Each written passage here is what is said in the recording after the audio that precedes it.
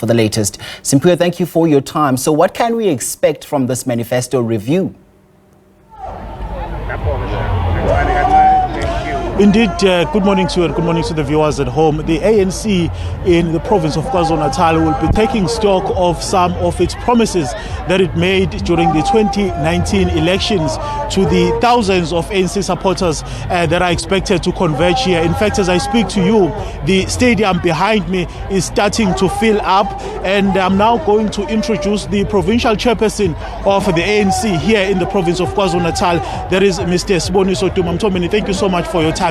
First and foremost, how many people are we expecting here? When is the program going to start?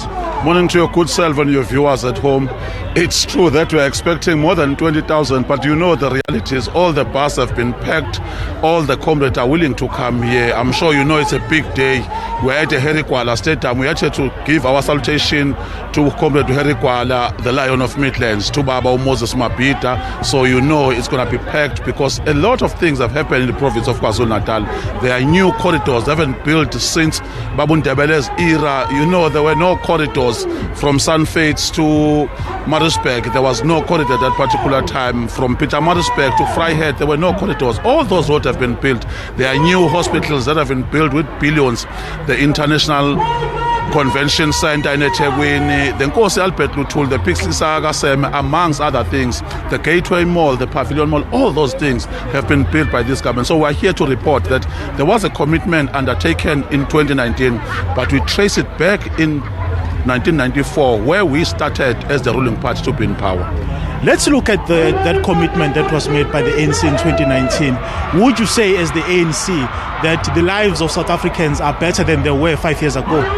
I'm sure you know that you go to Konopia today, there are a lot of houses that have been built. There is even a mall. You go to Blobosh, there are housings that have been built that were not there. You go to remote rural areas in Mpangisweni, you go to Mhlabya-Lingana. The reality is that, yes, there must still be scarcity of water, but people's lives have been changed. Even Tosin Dam, there has been a license that has been issued through National Minister Senzo Mchunu. It means that we undertake the commitments that we have done, and we want to make sure that our people, the unemployment is being addressed. We want to make sure that in rural areas, in the deepest remote areas, people can trade as well. In township, there must be a township economy. Someone listening to us as we are speaking, provincial chairperson, would say, of course you would say that, but in real terms, on the ground, people are suffering. There's high inflation, high unemployment, the issue of the fuel hikes skyrocketing, and the issue of load shedding affecting thousands and thousands, if not millions of jobs. How is the ANC able to say that the lives of South Africans are better when they are living under these conditions? We agree. There was COVID-19, as you know, in 2019. There were July unrest. But on top of that, the reason why you'll have even load shedding is that during apartheid, only the haves will have electricity.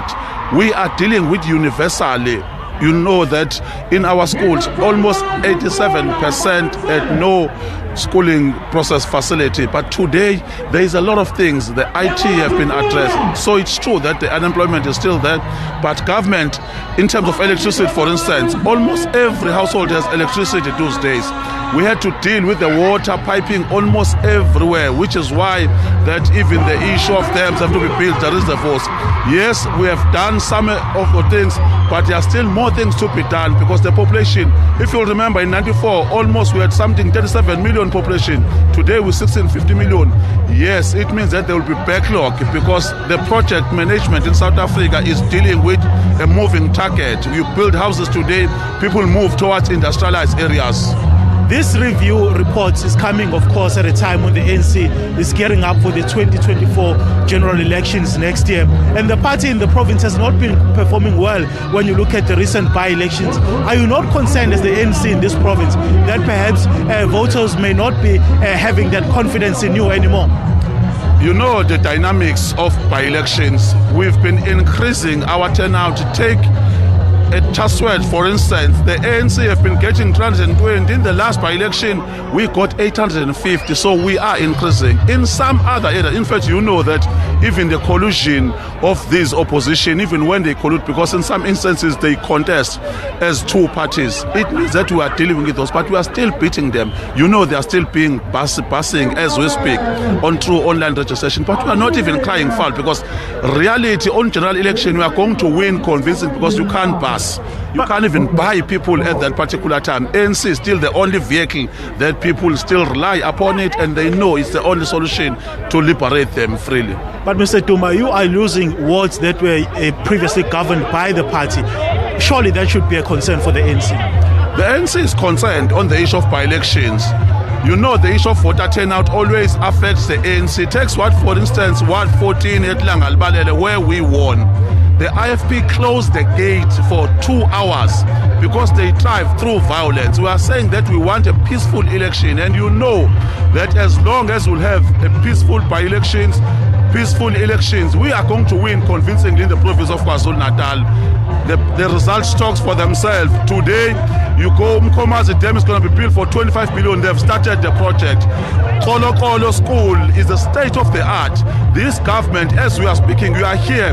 This stadium was being built for the 2010 World Cup. It's a new stadium that was built. A lot of things have been done by this government. A lot of schools, as we've already spoken, have been built. A lot of business opportunity has been created by this government. So we are hopeful that people are seeing the realities.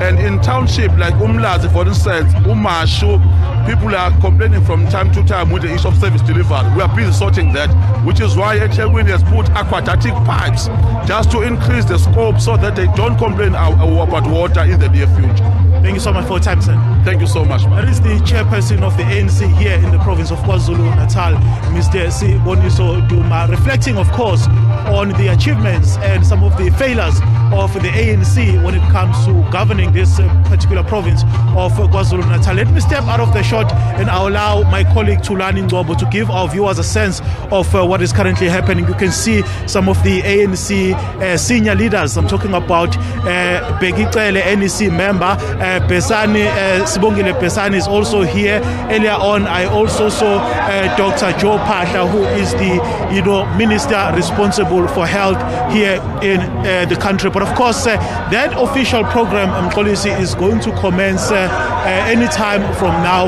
and the keynote address will be delivered by the Secretary General of the ANC, Fikile Mbalula. It's over to you in studio, policy.